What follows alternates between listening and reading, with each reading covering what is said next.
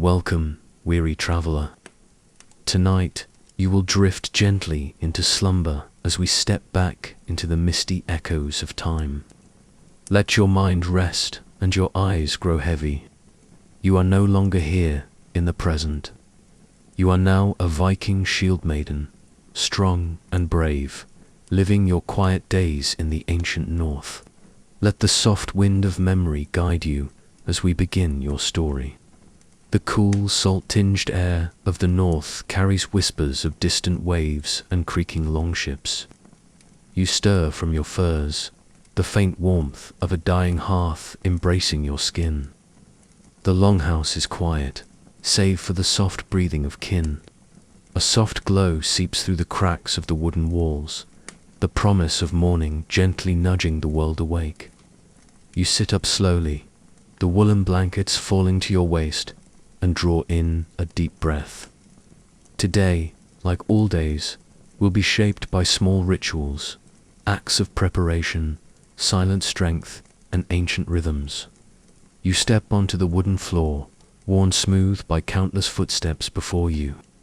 Your bare feet greet the cold, but you welcome it as you have since childhood. You are not afraid of discomfort. You are made of resilience. Moving quietly, you wrap yourself in a thick tunic of linen and wool, secured with a brooch carved by your grandfather. At your waist, your belt holds a knife not decorative, but essential. You tie your dark hair in a loose braid over your shoulder, and step outside. The village hums. Crows caw from the edge of the trees. Smoke curls from rooftops. A low mist hugs the grass. You nod to old Goethe, who is already tending her goats. The clink of pails and the soft bleating fills the stillness. Beyond the fields, the fjord shines like a piece of silver, waiting. You walk to the training ground, where young shield maidens gather. Leather-bound arms, wooden shields, dull blades meant for practice. You take your place among them. Your breath fogs as you face your partner. A respectful bow, then a quick exchange of blows. The wooden shield sings each time it connects with the sword. Hours pass this way. The sun climbs slowly. Muscles burn. But this pain is familiar, even comforting. Your instructor calls for a break. You wipe your brow, share water, and offer advice to the younger ones. You are not the youngest anymore. Not the eldest either, but they listen when you speak. You return home for the midday meal. The stew is simple barley, wild onions, a bit of smoked meat. You eat with your mother and your younger brother. He asks about your training. You answer softly, encouragingly. He looks up to you, always has. The afternoon brings chores. You help mend a fishing net. You spin flax. You listen to the women talk, their voices calm and low. They speak of births, of bad weather, of dreams they had. Someone hums a lullaby. Outside, a dog barks, and you hear the creak of the village gates. A trader has arrived, pulling a cart of wares amber cloth, bits of silver. You linger near his goods, but buy nothing. You are not greedy. Possessions are not what you seek. The sun begins to dip, casting gold across the sea. You walk to the water, sit, think. A gull cries overhead. You remember your father's stories of raids, of stormy voyages, of strange lands and creatures. But you are not just a warrior. You are more. You carry the memories of your people, the hopes of your family, and the strength of the old gods. Night falls. Torches are lit. There is ale, song, laughter. An old man tells tales near the hearth. You sit beside your friend, who leans her head on your shoulder. You both say little. Words are not always needed.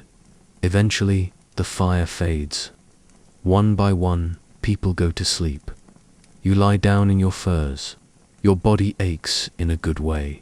Your heart is steady. You close your eyes, and the wind carries you into sleep.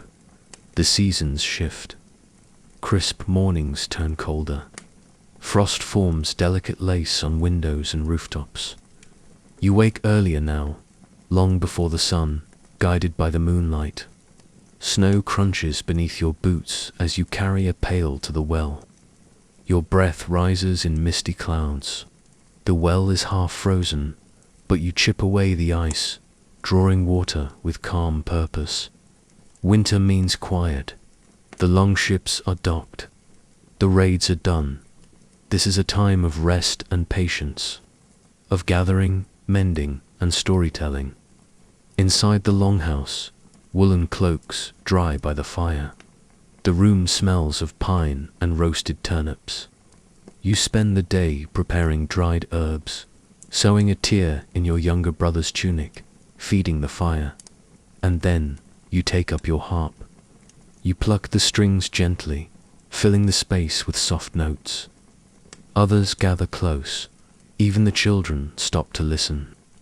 Your voice rises in a quiet chant, retelling the saga of Brynhild, the Shieldmaiden who defied the gods. You feel her spirit in you. You are part of that endless line. When the last note fades, everyone is quiet. The silence is full. The warmth of fire and kin settles around you. You close your eyes and lean back, letting your story drift into the smoke curling up toward the rafters. The snow melts slowly, first in rivulets down the paths, then in great sheets sliding off rooftops. Buds appear on the trees, pale green and trembling. You rise with the dawn to greet the changing earth. Your days are now filled with planting, with turning soil, scattering seeds, calling to the gods of growth. You work beside others, laughter returning to the fields. A calf is born, wet and blinking, its mother lowing softly.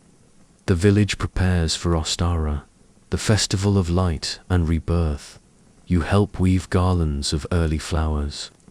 Children dye eggs with crushed berries and ash. That night, a bonfire is lit. You dance around it barefoot, arms raised to the stars. And there, in the flickering glow, a stranger watches. A young man from a distant village, a trader's son. He approaches with respect, and the two of you speak in low voices. A friendship begins. Over the next weeks, he visits often, helps carry wood, joins in training. He listens to your stories. One night, he asks if you would walk with him to the high cliffs. There, under the moonlight, you speak of dreams. He tells you of the lands he has seen. You share your hopes. Your hands brush, and you let them linger. But you are a Shieldmaiden. You do not belong to any man. Not yet. Not until the omens are right. You leave him with a promise. Not of love, not of fate, but of time. If the gods will it, he will return. Summer arrives on the wings of gulls and the shimmer of sun-drenched tides. The sea, once frozen and silent, now sparkles like glass, wide and welcoming. It is the time for travel, for trade, and for quiet exploration. You are chosen to accompany the elder seafarer Jarl Einar on a journey across the western waters. The reason given is simple: to deliver gifts and grain to a neighboring tribe. But whispers speak of another purpose, of strange lights seen from the cliffs, of a forgotten isle rising from the mist. Preparations begin at dawn. You pack dried meats, iron tools, furs, honey. The longship is oiled and blessed with runes carved along its sides. The night before departure, the village gathers to chant old sea hymns, asking Niard and Ran for safe passage. At sunrise, you push from the shore, oars dipping in rhythm. Sea spray kisses your cheeks. The wind billows your sail. Days pass in gentle rolling waves, sunrises turning the sky to fire. At night, you sleep beneath stars, your shield across your chest. On the fourth day, the isle appears. Rising from the fog, It is unlike any land you have known. Black cliffs ring it like teeth. Above them, dense forest stretches into sky. Birds circle overhead, screeching as if in warning. The air hums. You disembark cautiously. Jarl Einar stays by the ship, leaving you and 2 others to explore. The trees are ancient, twisted, moss-covered. You find stones marked with runes older than your village, and a shrine to a goddess none of you recognize. The others want to leave, but something calls to you. You venture deeper. At a clearing, you find a cave. Inside, carvings shimmer in firelight, paintings of women with wings, of dragons bound in chains, of a shield maiden crowned by stars. And then an object, a bronze amulet, warm in your hand, despite the cave's chill. You bring it back, silent about what you saw. That night, dreams haunt you, of battle, of flight, of ancient voices whispering your name. When you return home, nothing is quite the same. People say your eyes glow in moonlight, that your harp songs make even birds fall quiet, that storms pause at your word. You keep the amulet hidden, but where it always bows. And sometimes, when you look to the sea, you wonder, did you truly return? The first full moon of winter is called the wolf moon, named for the distant, mournful howls that echo through the valleys and frost-covered woods. It marks the time when hunger sharpens and the wild things of the world stir restlessly. It is also a sacred time when oaths are made and destinies are sealed. You awaken before dawn. The air in the longhouse is brittle with cold, your breath rising in little clouds. Outside, the world is a mirror of ice. Trees wear crowns of frost, and the snow crunches like salt beneath your boots. Tonight, you will take the oath. It is a right given to those who have proven themselves, not just with shield and sword, but with heart, with purpose, with spirit. Your mother braids your hair in silence, her fingers gentle and sure. She weaves in a small red Rabina symbol of courage, passed down through generations. You look at her reflection in the bronze mirror. Her eyes are full of pride. The day is filled with preparation. You visit the temple grove, where ancient oaks surround a stone altar. Priestesses tend to flickering candles and sacred fires.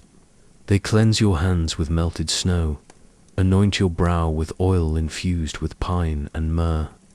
Then you spend time alone, as tradition demands. You walk the ridge that overlooks the fjord. The sea below is still grey and restless, whispering tales of distant lands and forgotten kings. You think of your ancestors and of the amulet you still wear, hidden beneath your tunic. Since your return from the Isle, dreams have come more often, dreams filled with stars and voices in a tongue you cannot name. As twilight deepens, you return to the village. A great fire has been built in the central square. The villagers gather, wrapped in thick furs, their faces painted with soot and ash. They sing the wolf song, an old chant of bravery and loss. The sound rises into the sky, blending with the moaning wind. You step into the circle. You are not alone. 2 others take the oath with you, Freya, the quiet hunter with eyes like twilight, and Halvar, a smith's son with arms like tree trunks and a voice soft as snow. The priestess, tall and robed in bare fur, holds out a horn filled with blood wine. Swear now, she intones, by the moon, by the frost, by the steel in your hand and the fire in your chest. Swear that you will live with honor, that you will protect your kin, that you will never bow to fear. You take the horn. Your lips touch the rim. The wine is bitter and thick. I swear, you whisper. The others echo you. And then the oath is sealed. The fire leaps higher. Drums begin to beat. Dancers, whirl in animal masks. A feast follows, rich with roasted boar, root vegetables, and sweet bread. Children run laughing through the snow. Elders speak of omens and stories older than memory. You sit beside the hearth, wrapped in a wolfskin cloak.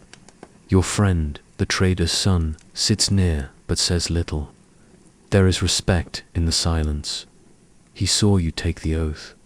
He knows what it means. Later, under the full wolf moon, you walk alone to the edge of the forest. There, beneath the bare branches, you draw your blade. You trace its edge with your finger.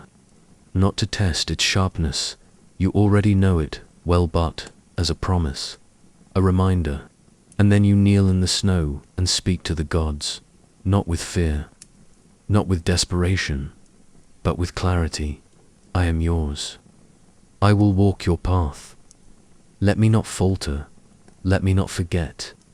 The wind stirs the trees. An owl calls once, then is silent. And deep inside you, something awakens. A quiet power, like flame, like memory. The wind came early that morning. Not a soft breeze from the sea, but a cold rush from the mountains, filled with urgency and the distant scent of fire. You felt it before you even opened your eyes. A shift in the world. Something coming. You rose and wrapped yourself in furs, stepping outside into the grey dawn.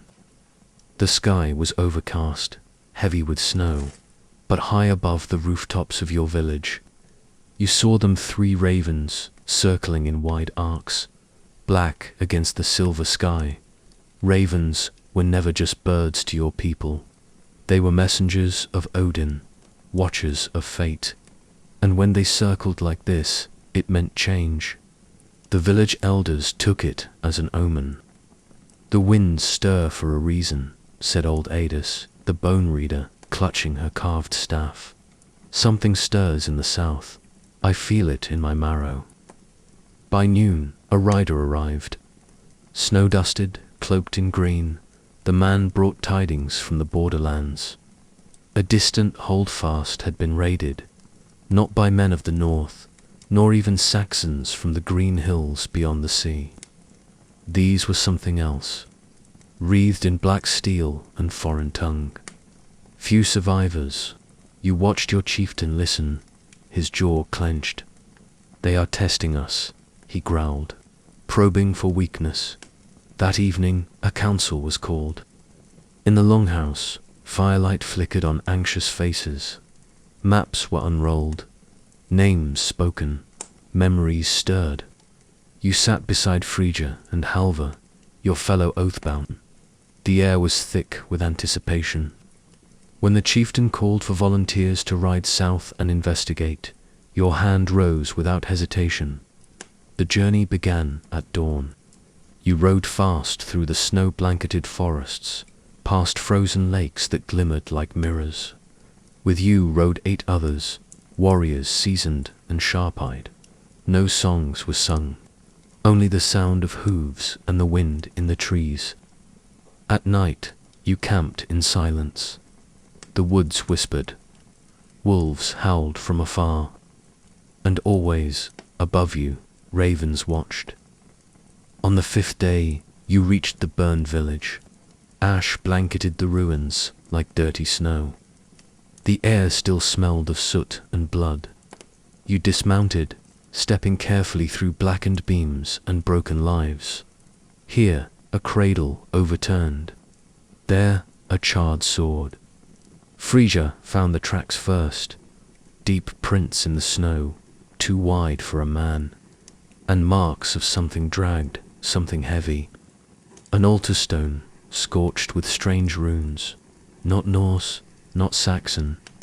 You copied them into your leather book, your fingers trembling. Then came the sound. A low moan, like wind through a reed. You turned, blade drawn. Beneath a collapsed roof beam, a man groaned barely alive.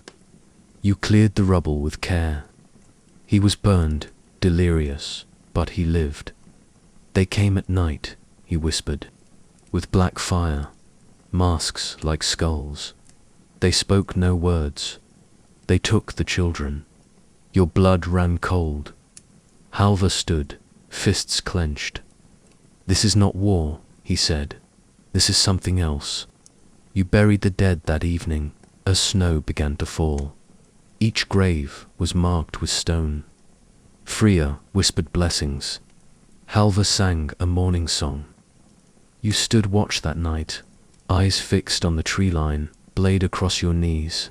In the firelight, you read the copied runes again. They did not match anything in your father's books, but something about them pulled at you like a memory buried too deep to name. The next day, you rode west, to the old fort in the hills, where once a Roman outpost had stood. Now it lay in moss and ruin, forgotten by time. But rumors said the druids still walked there, in the shadows of their ancient stones. And if the ravens had brought you anywhere, it was to them. The old fort loomed like a broken crown upon the hill. Once Roman, it was now claimed by moss, ivy, and time. Stone walls, half collapsed, encircled a crumbling courtyard. And yet, even in ruin, it breathed. You felt it as your boots touched the worn cobbles, a hum in your chest, low and steady, like the world remembering itself. The druids were not what you expected. They came not in robes, but in layers of fur and bone, their faces painted with soot, their eyes strange and bright. Elders, yes, but not frail. There was strength in the way they moved, as if each step honored the ground beneath them. You were led through a narrow archway into a chamber carved into the hillside. A fire burned low at the center, casting shadows on the stone. "You bring war," one of them said. You shook your head. "I bring warning." They listened, silently, carefully, as you described the black-armored raiders, the runes, the fire, the missing children, when you showed them the copied symbols. The eldest among them, woman with silver in her braids and tattoos like roots down her arms, spoke softly. "These are not of this world," she said. "They are of the deep sky." The same language spoken in dreams and storms. You asked what it meant. "It means the old war stirs, the one beneath the stories." That night, you were given shelter within the circle of stones. They said the stones had been raised before the sea drank the western lands, that beneath them secrets slept. You lay beneath a pelt of fox fur, the wind whispering through the cracks. And you dreamed. In your dream, you stood upon the sea, and it held you like glass. Ravens flew in a spiral above. The moon bled silver, and in its light, you saw the faces of the missing children. Then a voice, low and echoing. "When the stones break, so shall the veil." You woke with the taste of salt on your lips. The druids met you at dawn. "We will help," the elder said, "but the price is not gold." "What is it?" you asked. She handed you a small pouch, heavy with dust. "Ash of the old fire. Carry it to the iron tree. There, speak the true name of the storm." You took the pouch. "Where is the iron tree?"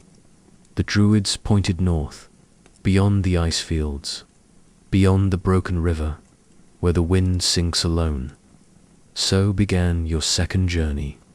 Frigga and Halvar did not question you. You told them the path, the purpose. They only nodded and packed their things.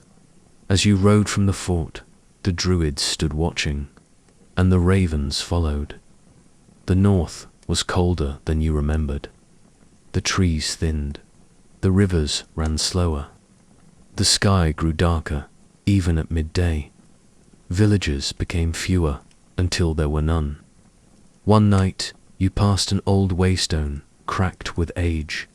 On it, a carving, a Shieldmaiden, standing before a tree of iron branches, her arms outstretched. You made camp beside it. Freya read stories from her father's runes. Halva carved charms from birchwood. You stared into the fire, clutching the pouch of ash. In the morning, the world was silent. Even the wind held its breath. You found the iron tree at dusk. It was not a tree of bark and leaf, but of twisted black metal, rising from a ring of frost. Old, older than words. Its roots split the earth. Its branches clawed the sky. You stepped into the ring. Your breath came in clouds. Your hand trembled. You scattered the ash across the roots. The wind rose, and then you spoke, not in your voice, not in your tongue, but in the words from the dream, from the stars, from the bones of the world. The sky cracked. A pulse rippled through the ground, and the iron tree bloomed, not with leaves, but with light. And in that moment, you saw everything, the raiders, the children, the veil between this world and the next. A war not yet fought, but written in the bones of the earth, and your place in it, not just a shield maiden, a seer, a key. When the light faded, you stood alone. Your friends waited beyond the ring. You turned to them, heart thundering. It begins. The old fort loomed like a broken crown upon the hill. Once Roman, it was now claimed by moss, ivy, and time. Stone walls, half collapsed, encircled a crumbling courtyard. And yet, even in ruin, it breathed. You felt it as your boots touched the worn cobbles, a hum in your chest. Low and steady, like the world remembering itself. The druids were not what you expected. They came not in robes, but in layers of fur and bone, their faces painted with soot, their eyes strange and bright. Elders, yes, but not frail. There was strength in the way they moved, as if each step honored the ground beneath them. You were led through a narrow archway into a chamber carved into the hillside. A fire burned low at the center, casting shadows on the stone. "You bring war," one of them said. You shook your head. "I bring warning." They listened, silently, carefully, as you described the black-armored raiders, the runes, the fire, the missing children. When you showed them the copied symbols, the eldest among them, woman with silver in her braids, and tattoos, like roots down her arms, spoke softly. "These are not of this world," she said. "They are of the deep sky, the same language spoken in dreams and storms." You asked what it meant. "It means the old war stirs, the one beneath the stories." That night, you were given shelter within the circle of stones. They said the stones had been raised before the sea drank the western lands, that beneath them secrets slept. You lay beneath a pelt of fox fur, the wind whispering through the cracks, and you dreamed. In your dream, you stood upon the sea, and it held you like glass. Ravens flew in a spiral above. The moon bled silver, and in its light you saw the faces of the missing children. Then a voice, low and echoing, "When the stones break, so shall the veil." You woke with the taste of salt on your lips. The druids met you at dawn. "We will help," the elder said, "but the price is not gold." "What is it?" you asked. She handed you a small pouch, heavy with dust, ash of the old fire. "Carry it to the iron tree. There, speak the true name of the storm." You took the pouch. "Where is the iron tree?" The druids pointed north, beyond the ice fields, beyond the broken river, where the wind sings alone.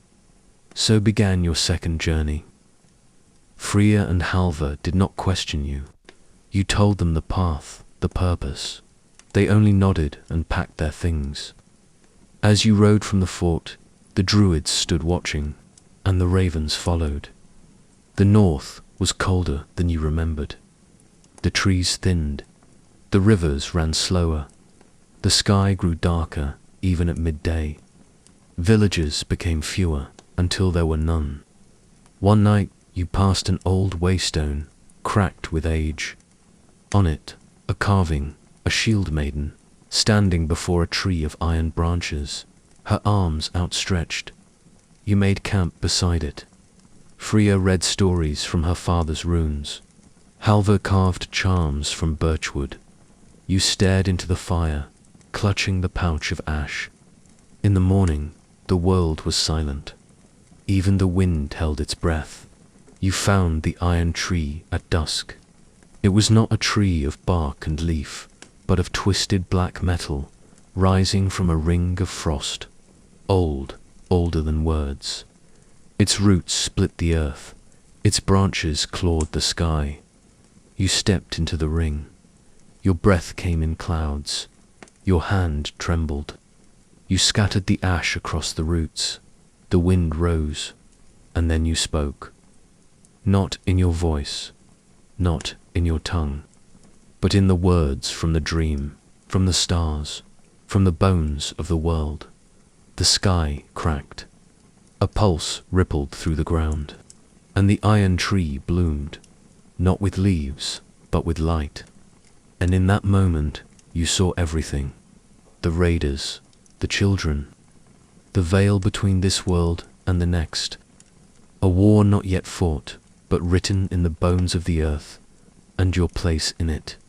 Not just a Shieldmaiden, a seer, a key. When the light faded, you stood alone.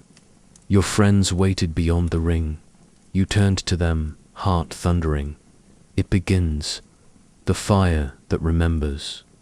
You had walked through storms before. You had crossed rivers with ice teeth and faced wolves that spoke with their eyes. But never had the land felt like this, alive. It shifted with you. Each step sent echoes across the snow-covered plains, not just in sound, but in memory. You saw glimpses of others who had walked this path long before you. Ancient women in fur and iron, nameless but not forgotten. The light from the iron tree still shimmered in the back of your eyes. It was a quiet fire, a warmth that hummed behind your ribs. You felt stronger, yes, but also watched, as if the world had taken note of your awakening. Frigga, ever your shadow, kept pace beside you. What did you become in that ring? She asked one night, as your fire burned low. You turned to her, your voice softer than the wind, something older than I know how to name. Halvar dreamed uneasy dreams. He muttered in his sleep, hands twitching.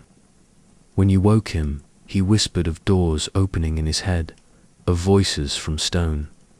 You had lit the match. Now the world began to burn. Your journey turned west. The druids had told you of a place where the sky touched the Lander Valley of black soil and ash trees, where the dead could still speak, if one listened long enough. It was there you would find the next piece, of what you still didn't know. Only that the fire within you pulled you onward, like a thread tied to something buried deep in the bones of the earth. The valley was wrong. You felt it before you saw it. Animals fled its borders. The air tasted like iron. The trees there grew sideways, as if trying to escape. In the center stood a circle of standing stones, burned black at the tips. As you approached, whispers rose in your ears, faint, fragmented. Freya gripped your arm. Something watches. You nodded. Let it. Within the circle, you placed your hand upon the tallest stone, and the fire answered, not with warmth, but with memory. You were pulled under. You stood again in another time. The valley was green, the stones new. Around them stood women with faces like yours. One stepped forward. Her name you did not know, but her eyes were yours. She pressed a burning brand into the earth. Fire remembers, she said. Even when we forget, you blinked, and you were back. The valley burned no longer, but the stone was warm. You looked to Freya and Halvar. We have to go south. Why? You turned your gaze to the horizon. Because the fire told me who buried the children. And it was no raider. It was someone who once stood where you now stood. A shield maiden, a seer, one of your own. The road south led through ruins older than Rome, older than names. You found markings in stone, the same runes as on the black armor. You camped beneath a fallen tower. Freya read the story carved into the walls. She gave her light to the wrong fire, she murmured. You understood. Some had taken the gift of the iron tree and twisted it, bent it toward power instead of protection. You would not make the same mistake. In dreams, the fire warned you, showed you paths, faces, and at the center of it all, a name you could not yet speak aloud, a name older than the gods, hidden in fire. Your final vision in the chapter came under a blood-red moon. You stood before a stone altar deep in the forest. The fire within you surged. A voice not your own filled your throat. The one who remembers must choose, mercy or vengeance. You collapsed. Freya caught you. Halva knelt, shaking. When you opened your eyes, you knew. This journey was no longer about rescuing children.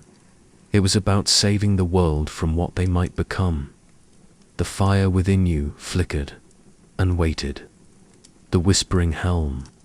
The dawn broke pale and fragile over the frozen hills, painting the sky with soft hues of pink and grey. A thin veil of mist curled over the earth, weaving between the gnarled branches of frost-covered trees. You stood silently at the edge of the forest, your breath billowing in cold clouds, watching as the world slowly woke around you. The iron tree's glow was a fading ember in your mind, a promise and a warning intertwined. The weight of the ash pouch in your pack reminded you of the power you carried, a power neither you nor your companions fully understood yet. The whispers from the stones, the visions, and the fire had drawn a map through your dreams, guiding you deeper into the unknown. Before you lay the next destination, the ancient burial grounds of the Jarl, Helga, a warrior queen whose legend was whispered among the northern clans. The stories told that she wore a helm unlike any other, forged from the night sky itself, carved with runes that could speak. It was said that the helm held secrets, answers for those brave enough to listen. Frisia adjusted her cloak and stepped beside you, eyes sharp and steady. Are you sure this is where the fire wants us? You nodded, tracing the frozen path ahead. I can feel it. The fire remembers her. The helm holds the key. Halva, ever cautious, fingered the axe at his side. And what if the helm is cursed? The old magic often is. Then we'll face the curse together, you answered, your voice firm. We have come this far. There is no turning back. The journey to the burial ground was treacherous. The forest seemed to close in around you, branches like fingers brushing your skin, shadows lengthening as you pressed forward.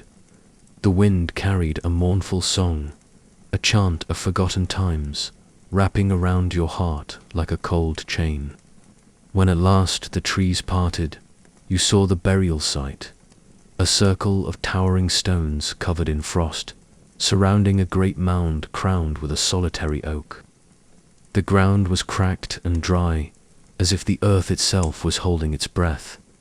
You stepped forward, feeling the hum of power beneath your feet. The runes carved into the stones shimmered faintly, echoes of the ancient language pulsing with life. Freya knelt, brushing snow from a stone. These runes speak of a trial, a test for those who seek the helm. You looked around, sensing the presence of something unseen. The air grew thick, charged with a magic old as the stars. From the shadows, a figure emerged, an elder woman draped in furs, her eyes bright with unyielding wisdom. You seek the helm of Helga, she said, voice like cracked ice. Yes, you replied. We need its power to stop the darkness. The woman studied you, then nodded slowly. Then you must prove yourself worthy. The helm does not choose lightly. She stepped back, revealing a narrow passage at the mound's base, a hidden entrance, cloaked in shadows and roots. With a deep breath, you led the way inside. The air was thick and cold. Your footsteps echoed on ancient stone as you descended into the earth, deeper and deeper, until the light above was just a memory. In the cavern below, the walls glowed with runes that danced and shifted, telling stories of Helga's battles, her victories, and her sacrifice. You traced the symbols with trembling fingers, feeling their power course through your veins. At the cavern's heart, resting upon a pedestal of obsidian, lay the helm, black as midnight, etched with silver runes that pulsed softly like a heartbeat. You reached out, hesitant. The moment your fingers touched the cold metal, the cavern shuddered. Whispers filled your mind, voices from the past, warnings and truths tangled together. A vision seized you. You saw Helga, fierce and unyielding, standing atop a battlefield streaked with fire and blood. The helm's runes glowed as she called upon ancient power, bending the storm and the earth to her will. But with the power came a terrible price. Her spirit, bound to the helm, was trapped between worlds, neither alive nor dead, forever guarding the secret she had sworn to protect. You gasped, pulling your hand back. Frisia and Halva's voices echoed, grounding you. We can do this, Frisia said firmly. Together. You nodded, feeling the weight of destiny settle upon your shoulders.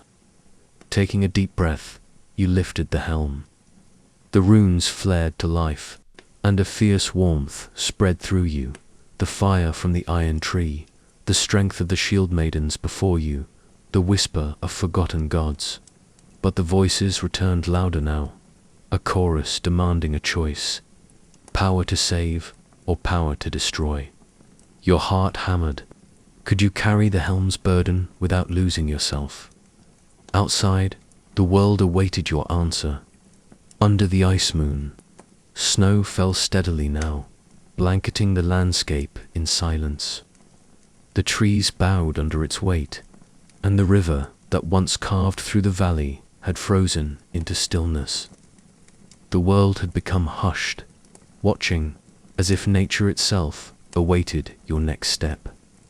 With the helm of Helga now in your possession, its runes glimmering with a faint silver glow, you and your companions turned east, toward the ice moon vale. It was a land barely whispered about, a place where light never lingered long and shadows lived freely among the drifts. It was said the ice moon rose full only once each generation, casting its pale blue glow over secrets buried for centuries. With the helm of Helga now in your possession, its runes glimmering with a faint silver glow, you and your companions turned east toward the ice moon vale. It was a land barely whispered about, a place where light never lingered long and shadows lived freely among the drifts. It was said the ice moon rose full only once each generation, casting its pale blue glow over secrets buried for centuries. The helm had whispered a name into your dreams, Skarathi, a word you did not know, yet it pulsed in your thoughts with urgency. Each time the moonlight touched the helm, you saw flashes of a creature bound in chains beneath the ice, its eyes glowing with memory and madness. Skarathi Freya sensed it too. This Skarathi, do you think it's the darkness we are meant to stop? You nodded slowly, or perhaps it is the guardian of what we truly seek. The journey took 3 days, through wind that howled like wolves and snow that blinded even Halva's surest step. You pressed on.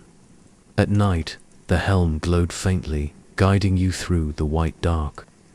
By the 3rd night, the ice moon rose, casting its eerie glow over the valley of the forgotten. You reached the vale's edge, staring down into a hollow of ice and stone. Ancient pillars, broken and half-buried, ringed the basin like the teeth of a long-dead beast. In the center, a frozen lake, unbroken and eerily smooth. Something moved beneath the surface, slow, circling. Halvar grunted, his breath misting. There's something alive down there. You removed the helm and held it up. Its runes flared, then dimmed. A voice, not Helga's but older, cracked through your mind. Speak the name, break the seal, Skorathi, you whispered. The ice cracked. A ring of frost spider-webbed outward. The lake groaned, and the wind fell away in an instant. Then, from beneath, the ice bulged upward. A great, horned figure rose, encased in ice but moving a thing ancient and strange. Its limbs too long, its face covered by a mask of iron and bone. Freya stepped back, blade drawn. Gods, but you stood firm. He's bound, not by chains, by purpose. The creature's eyes opened, pale fire in the sockets. When it spoke, the sound was like glaciers grinding together. I am Skorathi, the memory of what came before. The fire you bear is the last spark. Why have you come? To stop the darkness, you said. To keep the world from falling again. Skorathi tilted its head. Then I will test your fire. The veil fell away. The world blinked to black. You awoke in a field of gold and flame. The sky burned red, and great serpents coiled around shattered mountains. Skorathi stood beside you, though smaller now, and spoke with a voice human and kind. Each bearer of the helm must pass 3 trials. The trial of strength, the trial of memory, the trial of mercy. You breathed in and stepped forward. In the trial of strength, you battled illusions of your past, foes fallen and friends lost. Each time you rose, bruised but unbroken, until even the shadows knelt. In the trial of memory, you walked through your childhood village, speaking to those long gone. Your mother's laugh, your father's calloused hands, each memory sharpened the helm's runes. And in the trial of mercy, you stood before a burning house, the raiders within, screaming. You could strike them down, or let them live. You let them go, the fire roared, then hushed. You were back in the vale, kneeling before Skorathi. You have passed. Take my mark. May the cold never break your will. A sigil burned into the helm's crown, a snowflake ringed by fire. Then Skorathi sank back into the lake, silent once more. Freya knelt beside you. We're closer now. I can feel it. You nodded, cradling the helm to your chest. One step closer to the end, or the beginning. The ice moon faded above. A new fire burned in the east. The path forward had never been clearer. The raven's compass, the dawn came slow and silvery. You and your companions moved beneath bare trees that rattled in the wind, their branches like bony fingers pointing the way forward. Skorathi's mark pulsed faintly on the helm, guiding your steps through deepening frost. Frisia led with quiet purpose now, no longer questioning the path. Halvar, though weary, walked with the ease of one who had seen too much to doubt. And you felt a fire deep within, colder than ice, yet burning all the same. A determination forged by trial, bound by oath. The next clue came in the form of a raven.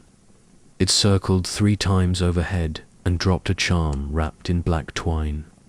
Freya caught it before it touched the ground. It was a small disc of bone, etched with the rune for path. A message, Halvar asked, squinting up into the grey sky. Or an invitation, you murmured. You knew where you must go next. the Fjalheim crag, where the ancient seers once gathered beneath the stars. The crag was high and bitterly cold, guarded by winds that had no name. Few dared climb it, fewer still returned. It was said the ravens of the gods once nested there, watching the world from above, whispering secrets to the chosen. Your helm throbbed with awareness. The time had come to seek their vision. The climb was grueling. Snow whipped around you in spirals, and the path narrowed until it was barely a footstep wide. Ice glazed the rocks. At one point, Halvar slipped, and only Freya's quick hand kept him from plummeting. Finally, you reached the top. The world lay beneath you, endless forests, winding rivers, the sea far in the distance like a silver thread. The wind howled like a voice long forgotten. In the center of the crag stood a stone altar, blackened by time and fire. Upon it perched a single raven, enormous, regal, and watching you with eyes like liquid obsidian. You knelt before it and placed the helm gently on the altar. The raven blinked once. Then it spoke, its voice rasping like 100 wings beating at once. You seek the final gate. The shadow stirs. The sea remembers. A vision overtook you. You stood on a black shore, the sea lashing at your feet. In the distance, a tower of bone rose from the waves, its windows lit with red flame. A storm churned around it, but the helm glowed steadily in your hand. Then the image vanished. You gasped, the cold air shocking your lungs. The sea, you whispered, that's where we go next. The raven cawed and flapped its wings, lifting into the storm. As it flew, it dropped a second charm. This one shaped like a compass rose.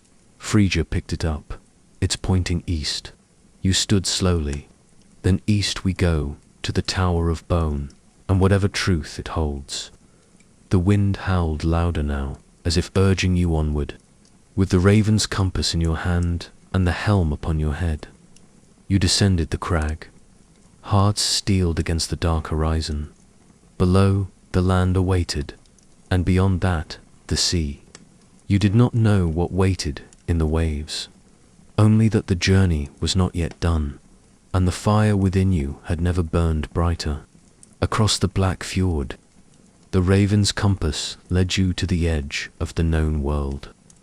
Beyond the forest's end, the land dropped away into cliffs of pale rock and silence, giving way to a fjord, so wide and still it felt like a mirror cast by the gods. The black waters stretched endlessly eastward, shrouded in low mist and stinging salt wind. It was here, among these rocks, that the old tales spoke of the sea witches, wise and cruel women who sang the tides and walked atop the waves. To cross safely, you needed their blessing, or their silence. You and your companions reached a village carved into the cliffside, abandoned, yet not ruined, as if its people had simply vanished mid-breath. There were bowls still full of grain, fires half burnt out. A single raven feather sat atop each door. This place has seen something, Freya whispered, drawing her cloak tighter. Halvar ran his hand across the edge of a doorframe, frowning. No rot, no blood, but I feel eyes. That night, as you rested near the fjord's edge, a figure approached your camp. She wore robes of kelp and driftwood, and her hair shimmered like fish scales. Her eyes were black, deep, unreadable. You seek the Tower of Bone, she said. It lies beyond the fjord, but the waters are not yours. They are old, and they remember. She raised a hand, and the mist parted to reveal a longboat, unlike any other carved from dark ashwood, and adorned with silver runes that shimmered faintly. Take this vessel, she continued, but beware. You carry not only steel and breath, but fire and memory. The sea is watching. You stepped aboard with Freya and Halvar. The boat moved without oar or sail, gliding silently through the water. As the cliffs fell away behind you, so too did the known world. You sailed into a void of mist and starlight, the water black as obsidian. Strange lights danced beneath the surface. Shapes stirred too large to be fish, too smooth to be driftwood. Freya tightened her grip on her blade. Halvar muttered old prayers under his breath. Then the singing began. Low and beautiful, it echoed across the fjord. You looked out and saw figures walking on the water, pale, tall, faces hidden beneath seaweed veils. Their voices rose and fell in haunting harmony, luring your mind toward sleep. You shook yourself awake. Don't listen, you warned, but it was too late. Freya's eyes glazed, and she stepped toward the edge of the boat. You caught her arm just in time, yanking her back as one of the sea witches reached up with hands like eel flesh, hissing. The boat lurched.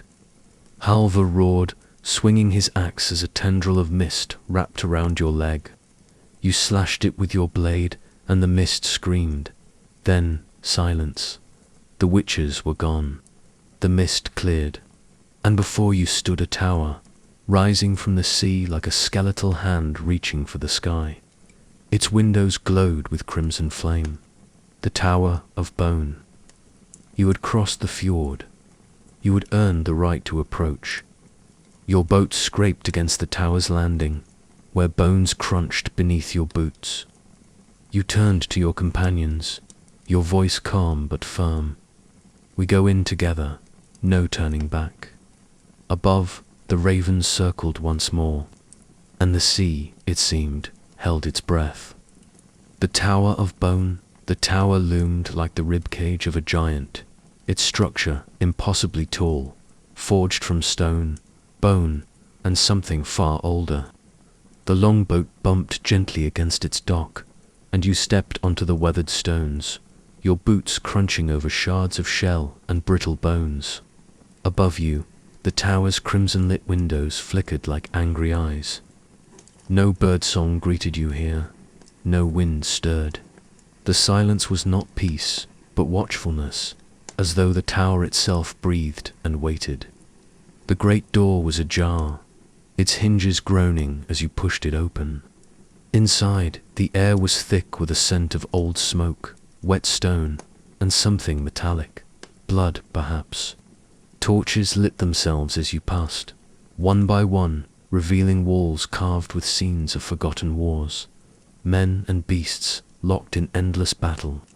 Runes you couldn't read glowed faintly, as if whispering your name. Your voice echoed as you whispered, "This was once a throne room." Frisia knelt by a shattered column. It was also a tomb. In the center of the chamber stood a dais, upon which rested a throne made entirely of antlers and blackened steel. Bones coiled around its base like the roots of some great tree. As you approached, a low hum filled the air. Not sound, but vibration crawling along your skin.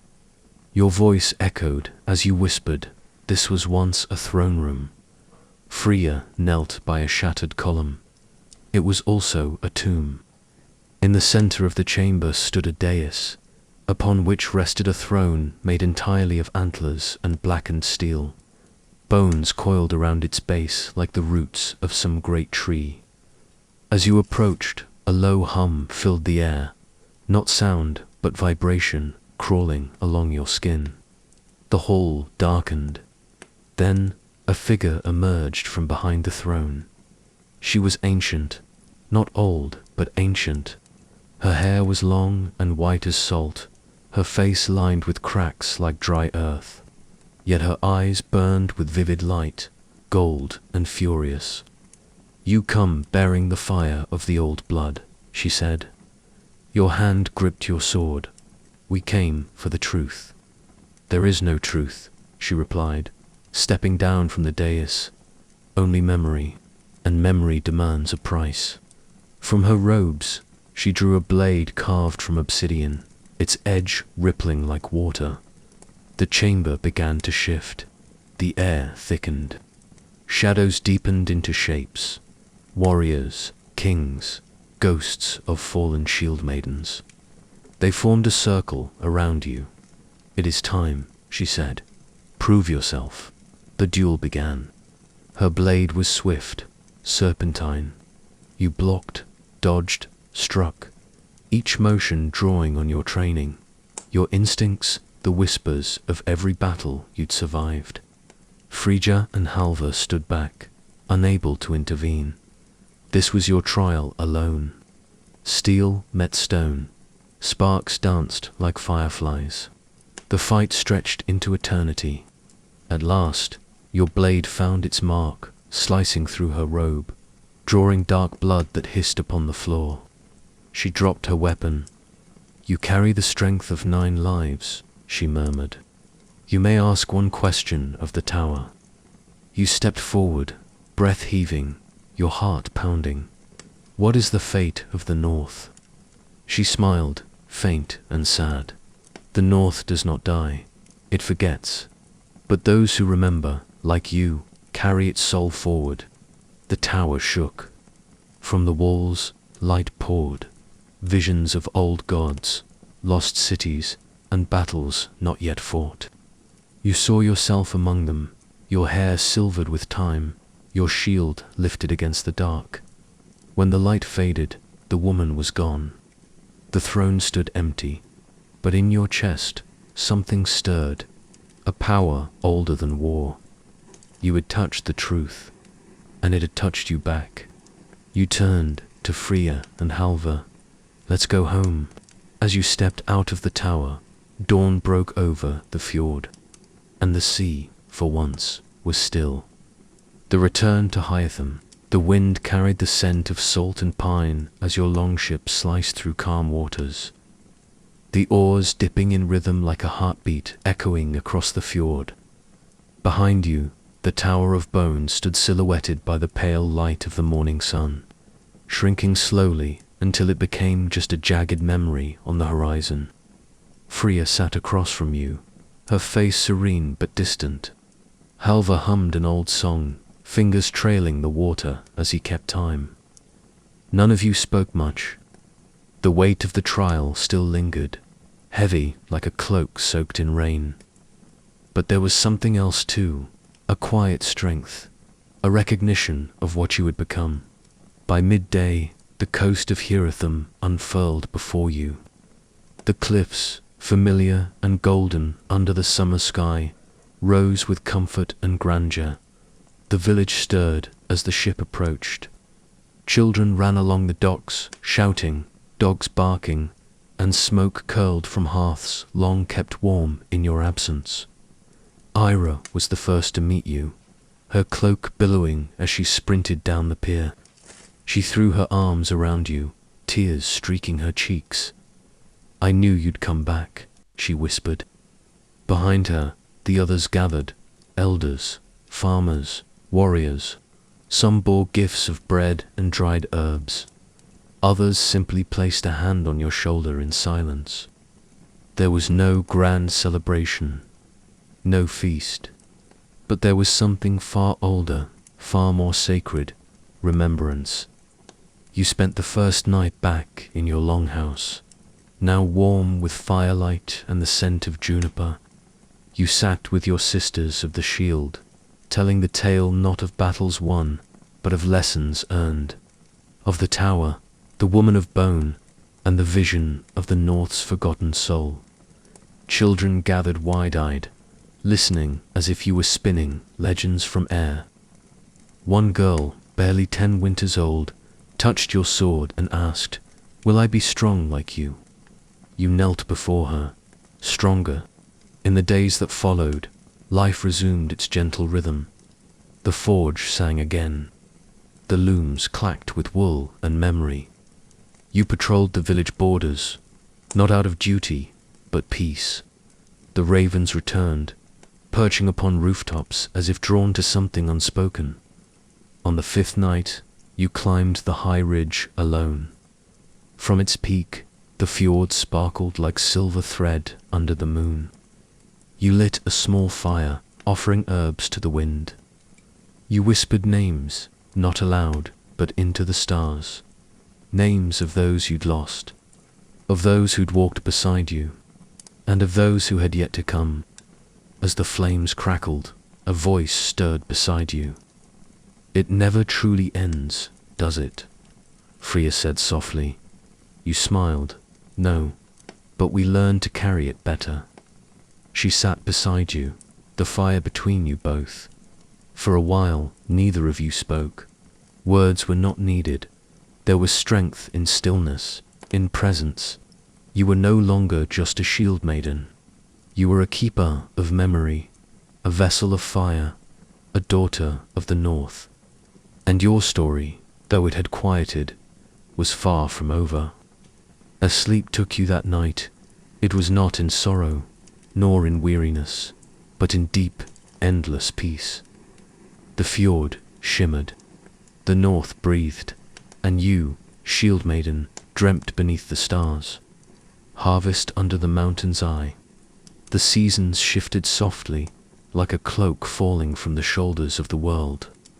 Summer's song gave way to the golden hush of autumn, and with it came the work of harvest, a ritual as sacred as battle. Your shield now hung above your hearth, not forgotten, but revered. The blade slept in its scabbard. Your hands, once calloused from spear and oar, were now caked with soil and flour, touched with the sun's kiss. It was the season of the gather, when warriors returned to their fields and families, when the children played among sheaves of wheat, and the air carried the scent of smoke, apples, and old songs. Every morning you rose with the mist. The mountain watched over Heartham, its snow-dusted peak like an elder's brow. The people believed it saw all things, joy and sorrow, birth and burial, and so, each harvest, the village honored it. He walked the rows of barley with Halvar and young Bjark, showing him how to twist the stalks just right so the grain fell easily. Frisia watched the sheep in the high pastures. Ira taught the girls to weave protective charms from straw and rowan. On the 10th day of the harvest, the village gathered to thank the land. You carried a basket of blackberries and dried herbs to the stone altar beneath the hill, where ancient runes shimmered faintly in the twilight. A fire was lit, and the elders spoke. Let the mountain see our offering, they chanted, and let it sleep in peace. You stood in silence, hand resting on the hilt of your blade. A soft wind stirred the smoke, curling it toward the peak. For a moment, all sound fell away, and you felt the mountain breathe, as if it heard, as if it remembered. The feasting lasted long into the night. Tables groaned beneath the weight of roasted meats, flatbread, honey-glazed roots. Mead flowed, laughter rang out, and children danced in the flickering torchlight. Freya played her lyre, and you sang softly songs you hadn't sung since before the raids, before the long winters. By the fire's edge, Halvar leaned close. You have changed, he said. You smiled. Or perhaps I've only just remembered who I was meant to be. Later, you walked to the edge of the fjord. The moon rippled across the water like silver stitched into cloth. You crouched, dipped your hand into the cold, and whispered a quiet thanks to the mountain, to the sea, to the paths that had brought you home. Behind you, the village pulsed with life. There would be storms again. Snow, hunger, loss. But for now, Heartham thrived beneath the mountain's eye. And you, shield maiden, thrived with it, rooted not just in legend, but in life. Sleep came easily that night, like a friend returning, and in your dreams, the mountain watched and smiled. The long night's fire, as the days shortened and the sun grew shy, autumn's golden glow gave way to the blue hush of early winter. Heartham's rhythm changed. The fields now lay fallow beneath a light frost, and the village turned inward into homes, into stories, into memory. You awoke each morning wrapped in pelts, your breath visible in the cool dawn air. Fires crackled in every hearth, and the scent of smoke and pine filled the halls. This was the time of tales, of weaving, carving, mending, of gathering not just food, but spirit. Inside the great longhouse, the heart of Hytham, logs burned in a stone pit that glowed like the forge of the gods. Elders gathered with children, passing down songs and sagas. You sat beside Freya, your hands busy braiding cord for winter tunics, your ears open to the stories. Tonight was different though. Tonight was the festival of the long night, the ancient vigil that marked the darkest eve of the year. The village would not sleep, but instead hold vigil through the night, feeding the fire and sharing all they remembered. For it was said that if the fire died, so too might the soul of the village. You helped prepare for the feast, roasting venison, baking flatbread, brewing strong mead. Ira strung up garlands of juniper and dried holly. Children placed carved wooden tokens, small animals, ancestors, runes around the hearth. When darkness fell fully, silence swept the village. Then the horns sounded low and slow, echoing through the fjord. In the longhouse, people gathered in a great circle. One by one, they shared stories of their births, their parents, their battles, and dreams. You told the tale of the stormy crossing to Miklagard, and how your blade had broken in your hand, and how you'd kept fighting anyway, with just your shield. Halvar told the tale of a wolf that followed him through the snow one winter and slept beside him to keep him warm. Freya recited a poem so old no one knew its origin, but all knew its rhythm. As midnight approached, the wind howled outside, rattling the wooden walls. You rose quietly, stepped out into the cold, and climbed the hill where the altar stood. There, you lit a small flame in a clay lantern, shielding it from the wind with your hands. The stars were fierce above, and the mountain glowed faintly in the moonlight. You felt its watchful presence, as always. You whispered into the night, "We remember." When you returned, the fire in the longhouse burned even brighter. You placed your lantern beside it, and the flame caught something deep within the coals. A spark, a pulse, a memory.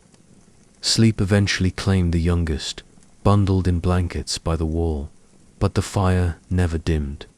It danced and leapt with every breath, warmed every heart. By dawn, the longest night had passed.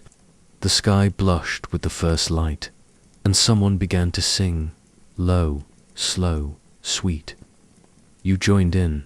You were not just a shield maiden.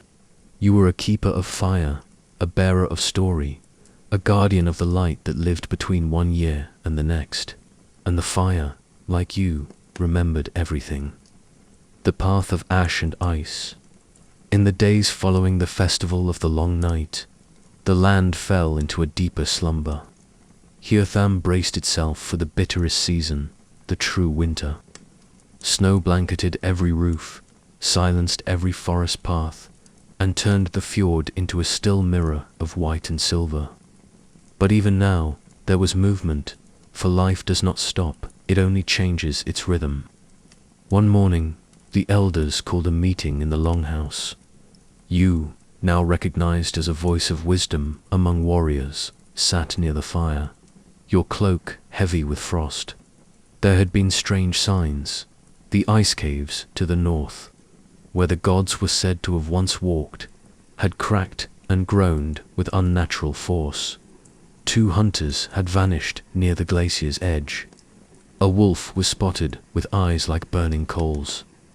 The council decided to send a small group to investigate, not warriors, but those with strength of spirit, the ones who remembered the old ways. You were chosen. The journey would be long, through deep snow, across frozen rivers, and into the bones of the mountains. You packed only what was needed: dried meat, furs, a flask of honeyed water, a charm blessed by the seeress. Freya tied a red ribbon to your spear for protection. You set out with 3 others. Einar, the tracker, whose silence spoke more than words. Ylva, the herbalist, who knew the names of every plant and stone. And Arvid, a young skald eager to earn a tale of his own. The wind carved through your layers like knives. Trees moaned under the weight of snow. At night you took shelter in hollowed stones and under frozen ledges. You told stories around small fires, and sometimes the fire told stories back, crackling with voices long gone. On the 4th day you found the glacier. It loomed like a god fallen from the sky, split in the center as if from an ancient wound. Einar pointed to strange tracks, hooved but too large for deer. Ylva touched the ice and whispered a prayer. The glacier answered, not with words, but a deep, resonating sound, like the breath of the world. You entered the crevasse with your torch raised. Inside, the walls shimmered with trapped air from centuries past. Faces seemed to peer out from the frost. In a hollow, you discovered something that chilled your blood more than the cold. An altar, carved in runes so old they defied memory, and upon it the remnants of fire, black ash that still smoldered. Arvid stepped forward, but the torch flickered violently. A gust of wind, though no opening could be seen, swept through the cavern, extinguishing the flame. Darkness swallowed you, but you did not panic. You remembered the stories. You knelt, closed your eyes, and whispered the old name of the mountain, the one passed down only in song. The wind stilled. Light bloomed from your chest, faint but pure, and the others saw it too. The mountain accepted you. You left an offering at the altar, a lock of your hair, a shard of your blade, and the red ribbon from Freya. Then, the glacier gave you a gift in return. Silence, deep and eternal, filled with understanding. The crack in the ice sealed behind you as you left. Returning to Hiratham, you bore the cold and ice not as burdens, but as memories etched into your skin. The others spoke little, but their eyes told stories. When the village saw you return, whole and changed, a cheer rose. Children ran to touch the snow on your cloak. Elders nodded in solemn respect. That night, you sat again by the fire. You held no need to tell the full tale. Not yet. Instead, you whispered to the flame, I walked the path of ash and ice, and I returned. The fire answered with a hiss of sparks. Somewhere deep within the earth, the gods stirred, knowing their stories were safe with you. And in the long dark of winter, Hjartham slept well. The breath beneath the earth. When the new moon came, the sky went black as obsidian. The stars blinked in and out of view, lost behind a ceiling of clouds. Hjartham huddled together as the storm broke loose, not with snow or wind, but with deep, trembling groans that rolled up from the belly of the world. The earth itself seemed to breathe. You felt it first while tending to the smokehouse, a faint vibration underfoot, rhythmic and persistent. Others began to notice. Water in basins rippled. Hanging charms tinkled without breeze. Birds disappeared from the sky.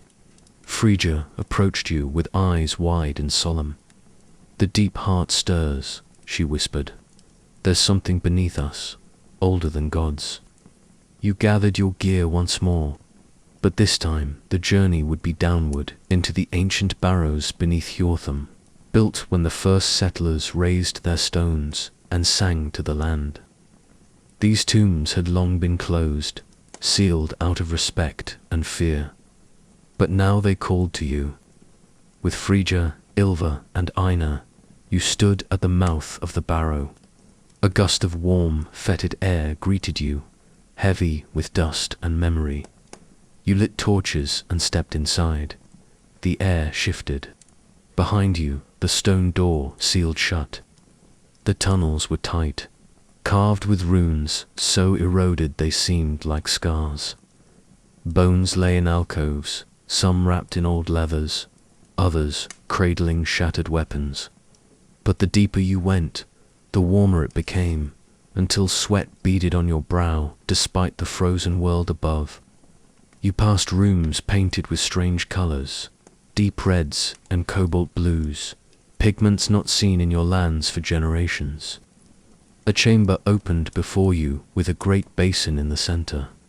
In it, water bubbled, steaming, though no fire warmed it. Symbols around its edge glowed faintly. Freya stepped forward, knelt, and dipped her fingers into the pool. She cried out, not in pain, but in sudden understanding. "It's a memory," she said, trembling. "The land remembers when it was born, and it remembers us." You followed her lead.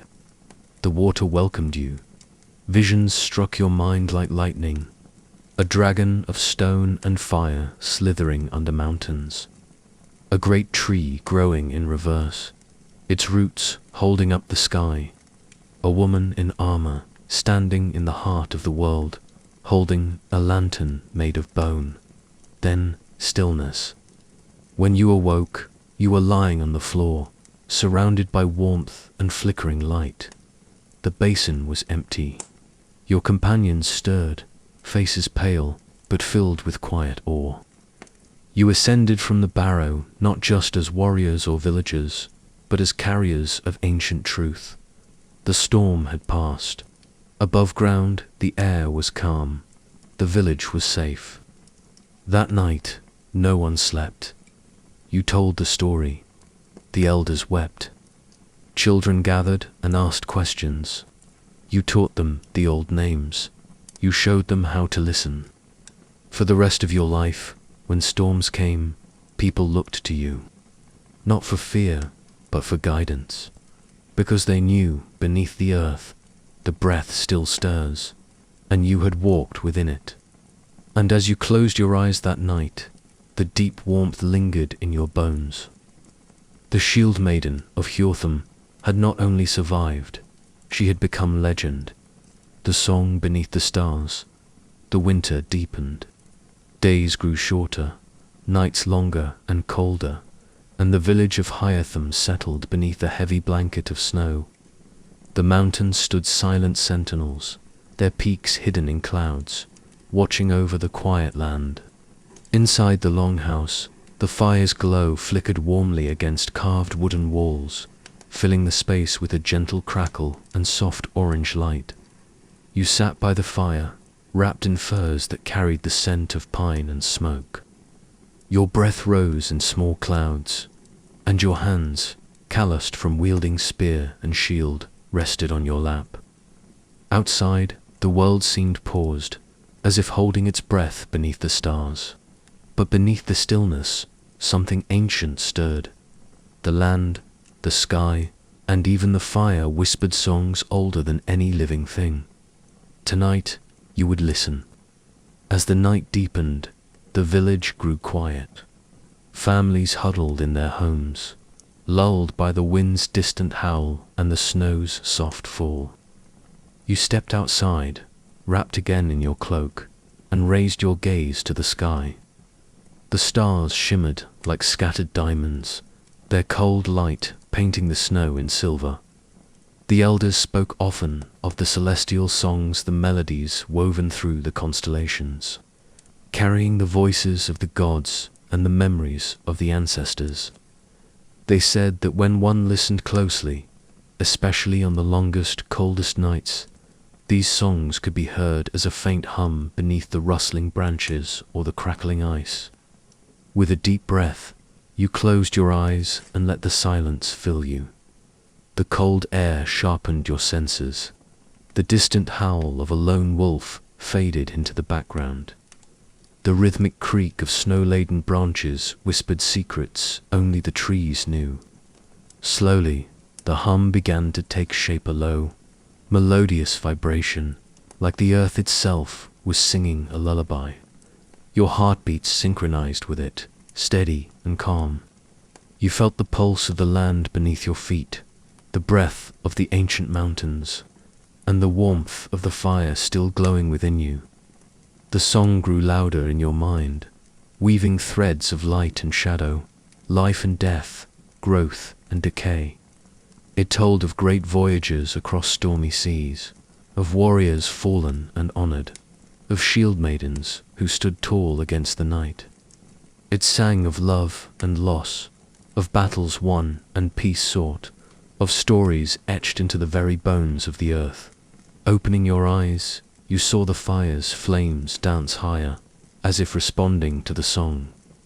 Sparks rose and twirled, carrying pieces of the melody into the night sky. You thought of your own journey from a girl of the village to a shield maiden marked by fire and ice, memory and courage. Tonight, you were part of that song, a note in the endless melody of the north. You walked slowly back to the longhouse, the snow crunching softly beneath your boots. Inside, the village was still asleep, but your heart carried the song like a glowing ember, warm and enduring. As you lay down to rest, the song beneath the stars whispered promises of tomorrow, of new days, new challenges, and new stories waiting to be lived. The fire's warmth lulled you into dreams, where the echoes of the ancient song carried you gently into peaceful slumber. And so, under the vast northern sky, the shield maiden of Hirathem closed her eyes, cradled by the land's eternal song, ready to face whatever dawn might bring. The echoes of the hearth. The night after you returned from the glacier felt different. The air itself seemed charged with quiet energy, as if the world was holding a secret just beneath the surface. The stars above Hirathem sparkled with unusual brightness, like tiny lanterns lighting the path for restless spirits and ancient gods alike. Inside the longhouse, the hearth fire burned low, casting flickering shadows that danced on the timber walls. You sat close to the embers, the warmth seeping into your bones after the day's chill. Around you, the village was silent, wrapped in the deep sleep of winter's hold. Yet, within this stillness, you felt the pulse of something greater, a heartbeat that matched your own, steady and sure. Stories told by the elders often spoke of the hearth as the heart of the home, a sacred place where the living and the ancestors meet. It was said that when the fire burned just so, the spirits of those who came before would whisper through the flames, offering guidance and comfort to those who dared to listen. Tonight, you leaned closer, gazing into the glowing coals. The embers shimmered, revealing fleeting shapes, a wolf's howl, a warrior's shield, the soft curve of a mother's smile. Each flicker carried a memory, a fragment of lives long past but never forgotten. You reached out your hand, feeling the warmth pulse against your skin, and whispered a prayer to the ancestors. Your voice was soft, blending with the crackling fire and the sigh of the wind outside.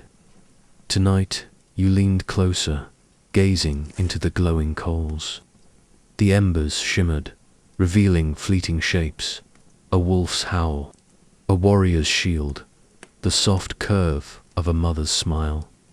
Each flicker carried a memory, a fragment of lives long past but never forgotten. You reached out your hand, feeling the warmth pulse against your skin, and whispered a prayer to the ancestors. Your voice was soft, blending with the crackling fire and the sigh of the wind outside. "Guide me," you breathed. "Show me the path." The fire responded not in words, but in sensation, a gentle warmth spreading through your chest, like a quiet song rising from deep within. The memories of your journey, your trials and triumphs, mingled with those of countless others who had walked before you. You remembered the long hours of training, the sting of cold winds as you mastered the spear and shield, the laughter shared with companions under starry skies. You recalled the moments of fear and doubt, and how you had risen beyond them, becoming something stronger, something more. Suddenly, a soft sound broke the silencer, distant drumbeat, steady and slow, like the heartbeat of the earth itself. It called to you, pulling you from the fire's glow to the snow-covered world outside. Wrapping your cloak tightly around you, you stepped into the cold night. The moon hung low, its silver light casting long shadows across the frozen landscape. The drumbeat grew louder, echoing through the valley, guiding you toward the ancient stone circle beyond the village.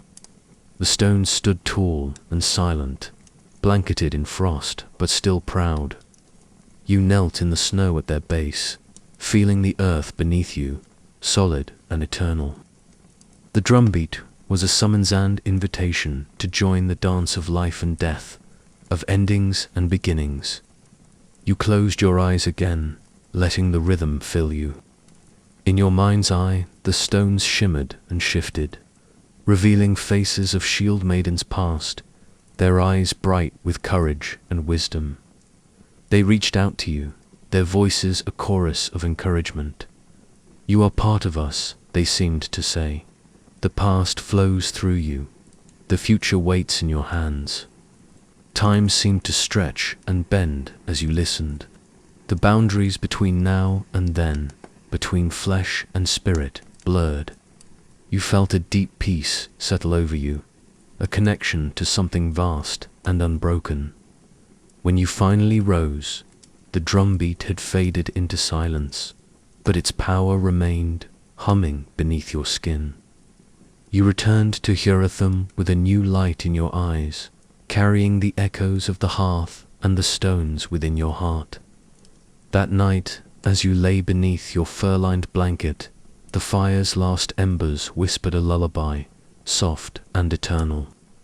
You drifted into sleep, wrapped in the strength of your ancestors, ready to face whatever dawn would bring.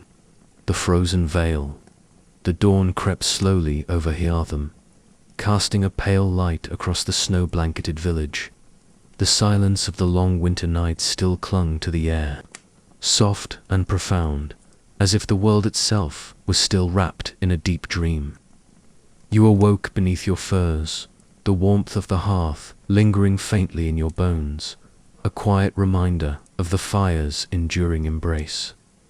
Outside, the frost painted delicate patterns on the wooden walls and frozen windows, intricate designs spun by the breath of winter.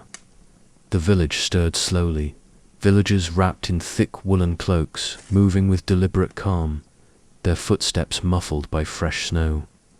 The longhouse's timbers creaked gently in the chill breeze, a sound as familiar and comforting as an old friend's voice. Today, you were drawn to the forest beyond Hjartum, to a place whispered of in the old stories, the frozen vale. It was a glimmering curtain of ice that hung between two ancient pines, said to be a passage between worlds, where the living could glimpse the realm of the spirits and the dead. Few dared to approach it, for fear of what lay beyond, but your heart urged you forward, curious and unafraid. You gathered your cloak and spear, your steps leaving fresh prints in the snow as you moved toward the edge of the village. The trees loomed tall and dark, their branches heavy with snow, bending like the bowed heads of watchers. The air grew colder with each step, sharper and clearer, as if the very breath of the land was crystallizing around you.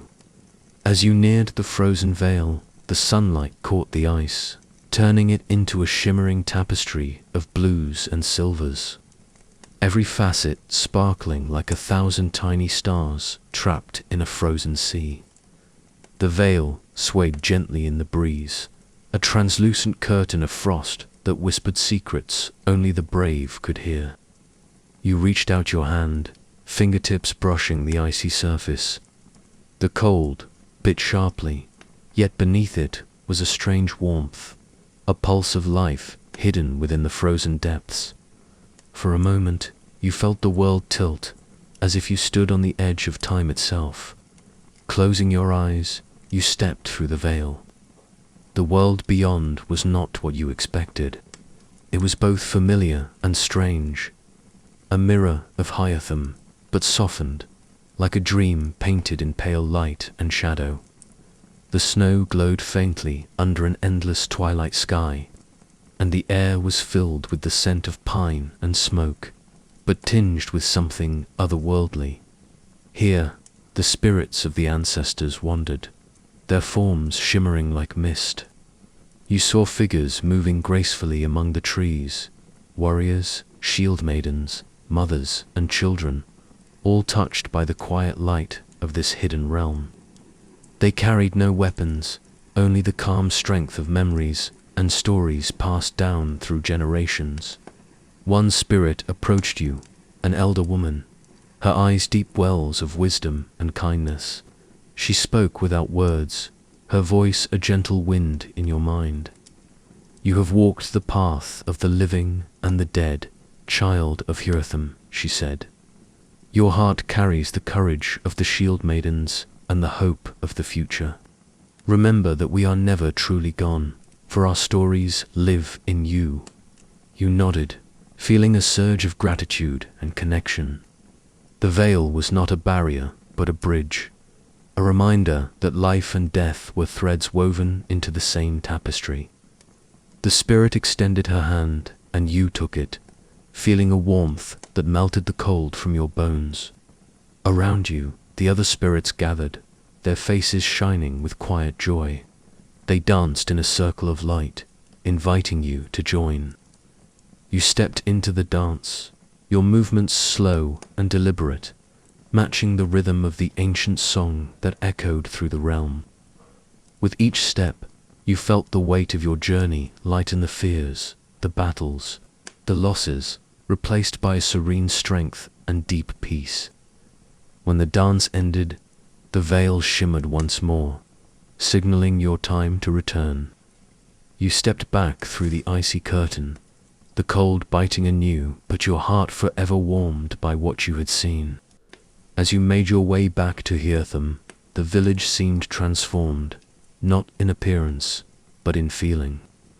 The snow whispered stories beneath your feet, the trees hummed old songs, and the air held a promise of renewal. That night, you lay by the hearth once more, the fire's glow soft and steady. The spirit's song lingered in your mind, a melody of courage, connection, and the endless cycle of life.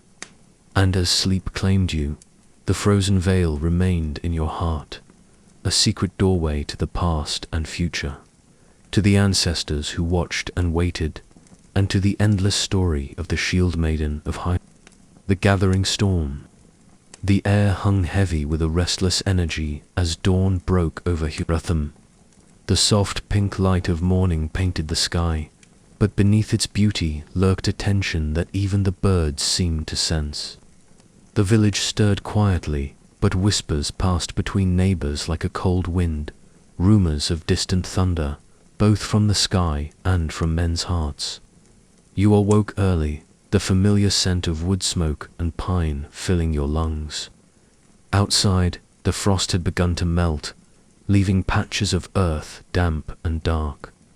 The seasons were turning, but something felt different, a stirring beneath the surface, as if the very land held its breath.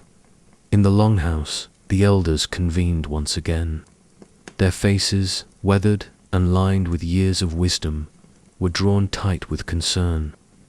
Word had come from the neighboring settlements, strange happenings along the coast, ships seen where none should be, shadows moving through the forests. There were tales of raids by unknown warriors, fierce and merciless, who struck swiftly and vanished like ghosts. You sat among the council, your spear leaning against the wooden wall, your mind alert.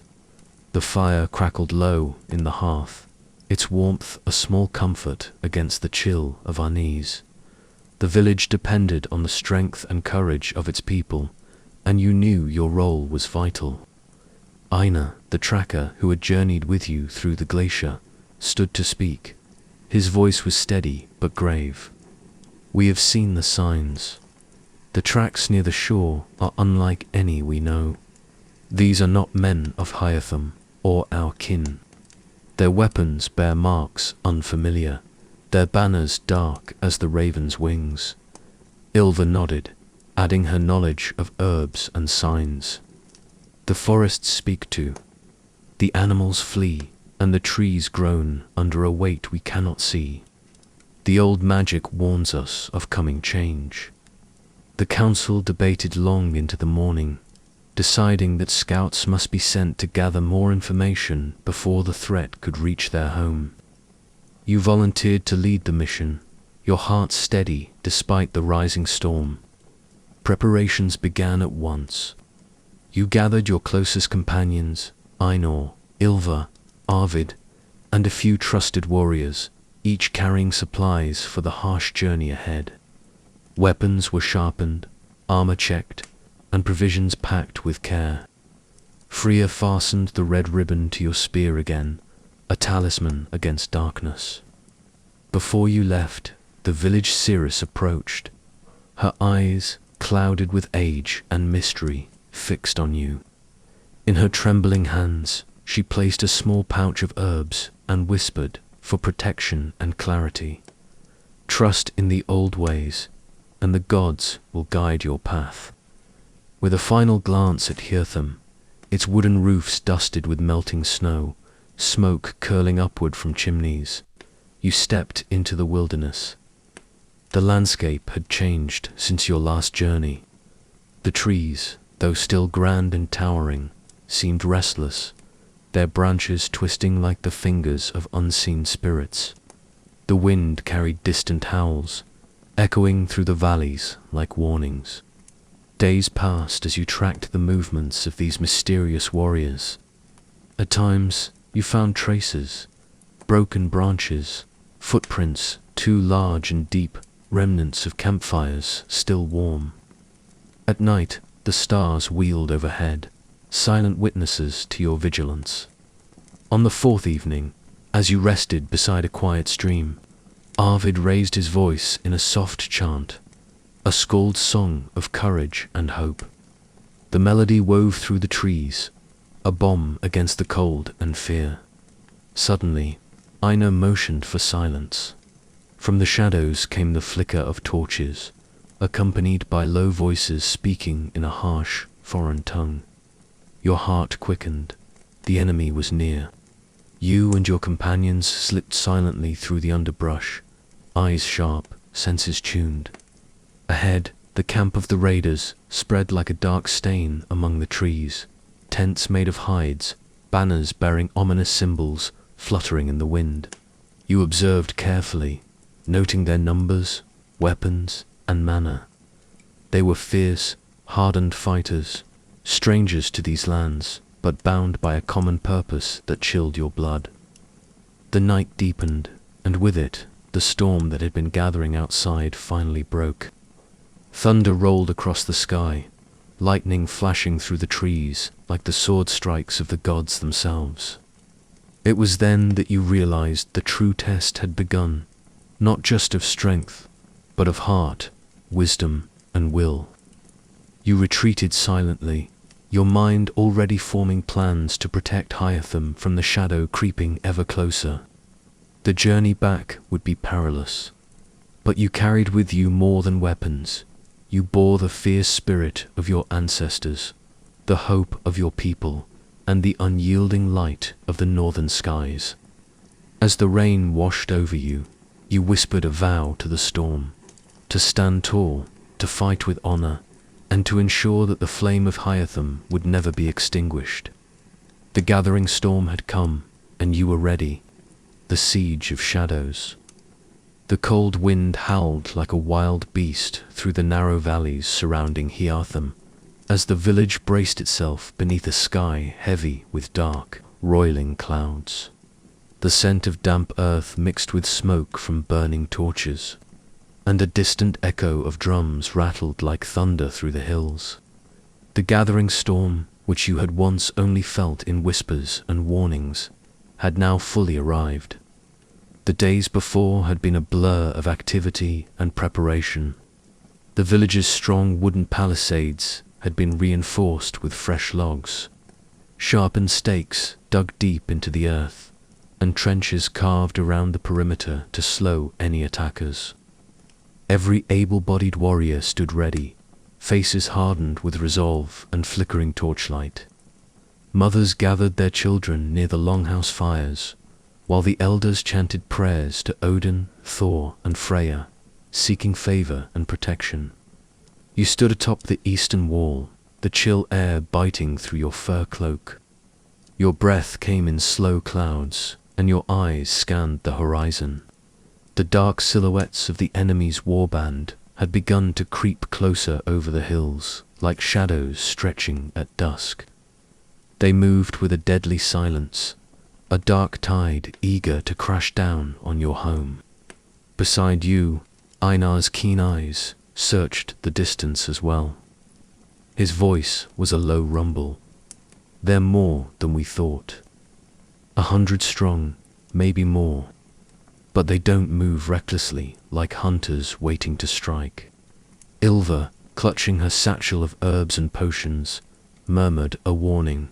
"Their leader wears a wolf's pelt, marked with runes. Dark magic may be at their command." You swallowed the lump of fear rising in your throat, replacing it with the fire of determination. This was your home, your people, and you would not let shadows consume the light of Heartham. As twilight deepened, the village gathered in the longhouse for one last council. The air was thick with tension and the scent of burning pine. The elders spoke solemnly, recounting tales of past sieges and battles, calling on the strength of ancestors who had faced death and come back stronger. Freya, standing tall and proud, placed a steady hand on your shoulder. "Tonight, we fight not just for survival, but for the legacy of our blood. Stand strong, Shieldmaiden." The first clash came with the howl of wolves and the roar of warriors. Torches flared as the enemy surged forward, the night exploding into chaos. The wooden walls creaked under the weight of iron and fury, but your people held fast. Arrows flew like deadly birds of prey, striking down the invaders before they could breach the gates. You fought beside your comrades, your spear flashing in the firelight. The clash of steel rang in your ears, cries of pain and defiance mingling with the thunder of hooves and the crackle of burning wood. You moved with practiced grace, every strike purposeful, every step anchored in centuries of warrior tradition. In the midst of battle, Ilva tended to the wounded, her hands steady even as danger pressed close. She whispered ancient blessings over the fallen, calling upon the earth's healing powers. Her bravery gave strength to all who saw her. Hours passed like minutes, and the siege showed no sign of relenting. The enemy's leader, a towering figure draped in wolf pelts, challenged you personally. His eyes glowed with a cruel intelligence as he lunged forward, claws and swords slashing. The duel was fierce and desperate, a dance of death under a sky streaked with lightning. Your spear met his blade again and again, sparks flying with each strike. You felt the weight of your ancestors behind every movement, their courage coursing through your veins. At last, with a well-aimed thrust and a fierce cry, you disarmed him. The wolf leader fell back, snarling, defeated but not broken. His warriors faltered, and slowly the tide of battle began to turn. As dawn painted the sky with streaks of pink and gold, the invaders retreated into the misty forests, their dark banners fading like nightmares at morning's light. The village of Heartham had survived the siege of shadows, battered but unbowed. In the silence that followed, the village gathered once more. You stood before them, bloodied but proud, the red ribbon of Freya tied tightly to your spear as a symbol of hope and resilience. The elders chanted thanks to the gods, and children ran laughing among the wreckage, their spirits unbroken. The fire in the longhouse blazed brighter than ever, a beacon against the cold. That night, As you sat alone beneath the stars, the weight of what had passed settled upon your shoulders. But you knew that in every scar, every story, the spirit of Hytham burned brighter, a light that even the darkest storm could never extinguish. The frost-bound promise. The morning after the siege of shadows dawned cold and still, as if the very breath of the earth held its peace to honor those who had fallen and those who remained. Hytham was wrapped in a fragile silence, broken only by the distant cry of ravens circling above and the soft crackle of smoldering embers where torches had once blazed fiercely through the night. You moved through the village slowly, your steps heavy but steady. The frost clung to your cloak and hair, sparkling like 1,000 tiny stars under the pale sun. The air was sharp and biting, a reminder that even though the battle was over, the harsh grip of winter was far from releasing its hold. The warriors gathered near the longhouse, tending to wounds and reinforcing defenses. Their faces bore the marks of exhaustion and resolve, each scar a testament to the night's fierce struggle.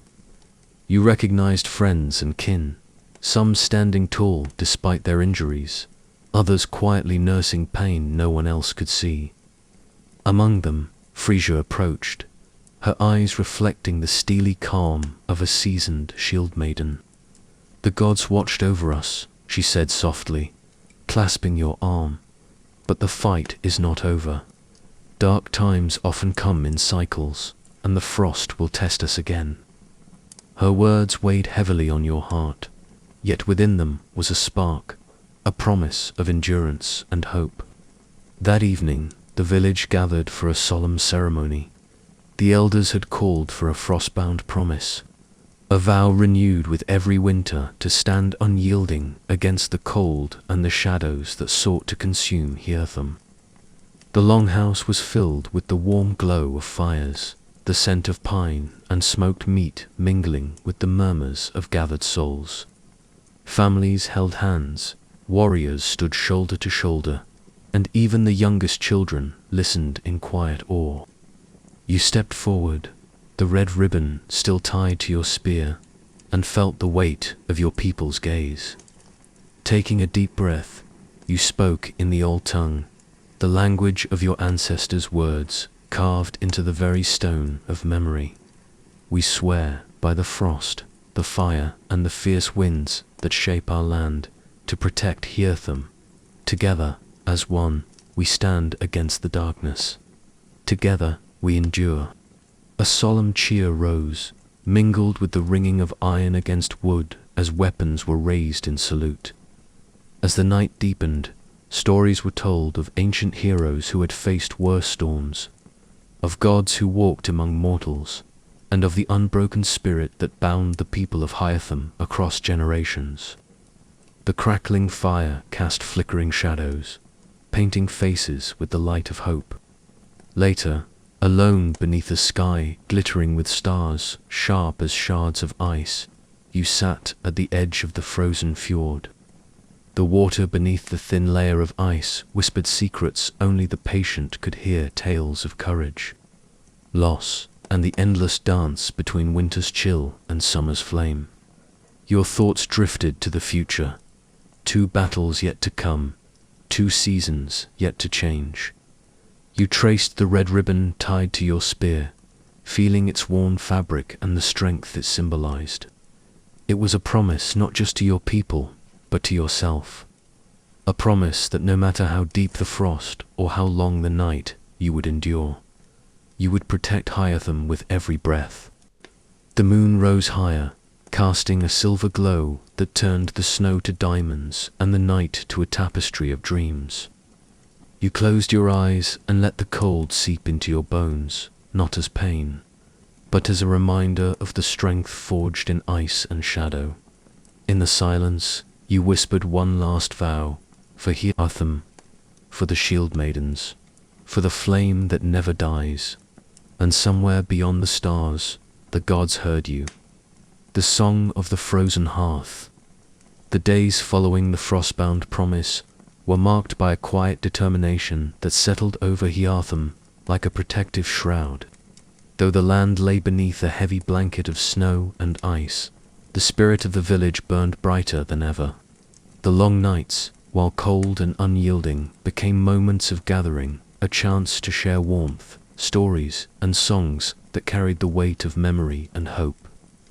Inside the great longhouse, the hearth was a roaring heart, its flames licking the darkened rafters and casting golden light over the faces of your kin.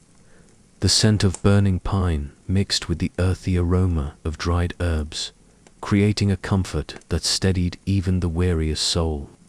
You found yourself drawn to the fire each evening, sitting among warriors and elders, listening as skalds, the keepers of lore, wove tales that spanned generations.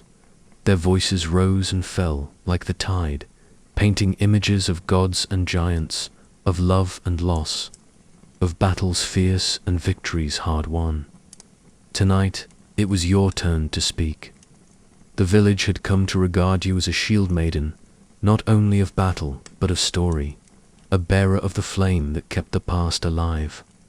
You took a deep breath and began the song of the frozen hearth, a tale passed down from your grandmother, a woman whose voice had once held the power of storms and the gentleness of falling snow. In the time before time, you intoned, when the world was young and the skies were wild, there was a hearth that never cooled, a fire that burned beneath the ice, where the frost met the flame. It was said that this hearth held the soul of the land itself, a beacon for those who dared to seek warmth in the coldest places. Your words wove through the room, carrying your listeners to a time beyond memory. You spoke of the first shield maidens, daughters of fire and frost, who danced between shadow and light, wielding courage as their shield.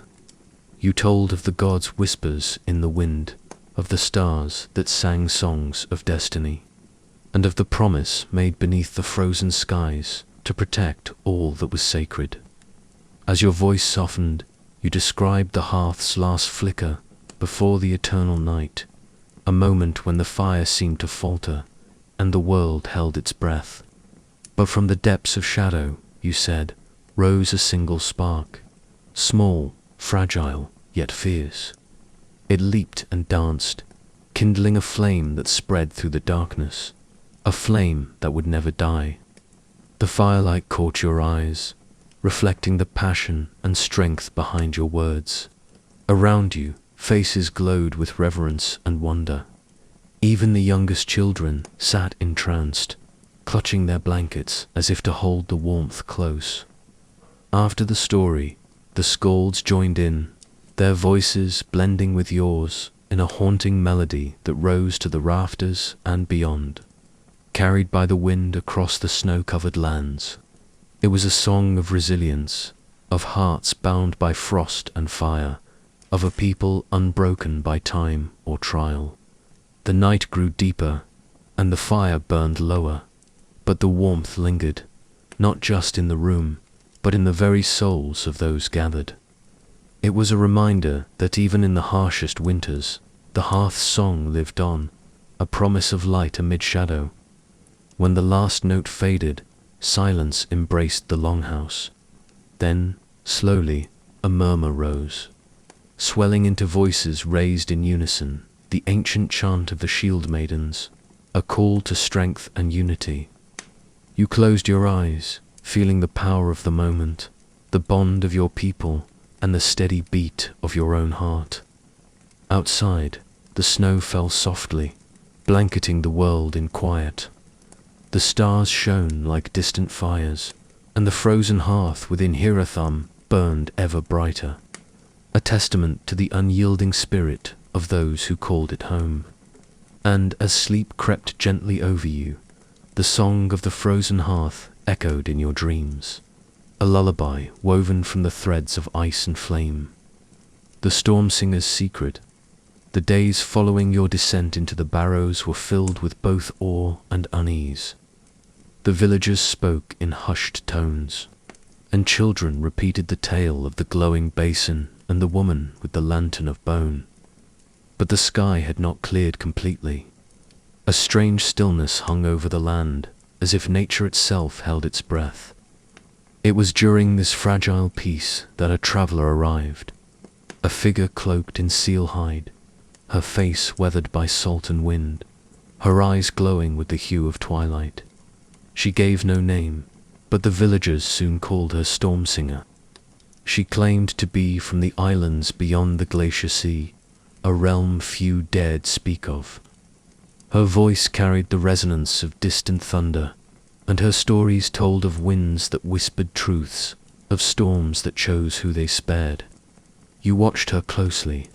Something about her stirred a memory deep within, a rune half forgotten, etched into the side of the basin in the barrow. When you asked her about it, she gave a cryptic smile and said, "You've heard the land breathe, but have you heard the wind sing?" That night, she sang, not a song of melody, but of rhythm, a chant that pulsed like waves and heartbeats. The air around her shimmered. Her words summoned mist, curling like fingers into the longhouse, cloaking everyone in a silver fog. Images danced in the smoke. Great ships lost at sea, birds flying backwards, a star falling into the ocean. In her hand, she held a shard of dark crystal, shaped like a flame. "This," she said, "is sky glass, formed when lightning kisses the sea. It can open doors." You reached out to touch it. The moment your fingers brushed the surface, a wind howled through the hall, though the doors were shut. You were no longer in Heartham. You stood atop a cliff, overlooking a restless sea. Waves crashed far below, and in the distance, a tower made of clouds, pulsing with light. "Find the tower," the Storm Singer whispered. "Inside is the storm's heart. You'll know what to do." Then you were back. The next morning, you packed lightly. The winds seemed to guide your steps as you set off alone toward the coast. The fjords greeted you with their quiet majesty. Days passed. You crossed ice fields and scaled cliffs where gulls cried warnings to the sky. Finally, you found the tower. It wasn't made of cloud, but of white stone so smooth it reflected the sky. Inside, the air crackled. Runes lit up beneath your feet. At the center, on a pedestal of driftwood and bone, sat a heart not of flesh, but of wind. A vortex suspended in glass. You reached for it. The moment you touched the heart, the storm came alive. You became the wind. You soared above Heartham, through mountain passes and frozen valleys, seeing your homeland with new eyes. You saw fear and hope, despair and strength. You saw children learning the old songs, and elders whispering your name. And then you returned. The Storm Singer was gone, but her crystal remained. That night, you placed the sky glass next to the hearth. It pulsed softly, in rhythm with the flames, and you understood. You were no longer just Shieldmaiden. You were now a guardian of balance, between earth and sky, between memory and wind. As sleep took you that night, the wind sang just outside your door, and somewhere in its voice, you heard your own. And so your journey comes to a gentle end, from your earliest days as a child of the Fjordlands, to your final transformation as the Storm's chosen. You've woven a tale that will be passed down through generations. The bones of the earth know your story. The winds carry your name. You've walked through fire, silence, and storm. You've battled beasts of darkness, listened to the dead, and spoken truths that even the gods had forgotten. And through it all, you remained human, strong in spirit, soft in heart, and ever curious. There will be more stories, more dreams. But tonight, let your breath slow, let the fire warm your bones. The sky glass hums with quiet power beside you, and the stars above blink in rhythm with your own heartbeat. You are home, you are whole, you are legend. If you've enjoyed this journey into the realm of Viking dreams and myth, consider subscribing to this channel. Here, you'll find more immersive sleep stories, historical adventures, and tales to calm the mind and inspire the heart. Subscribe now and let your next great journey begin with the sound of story.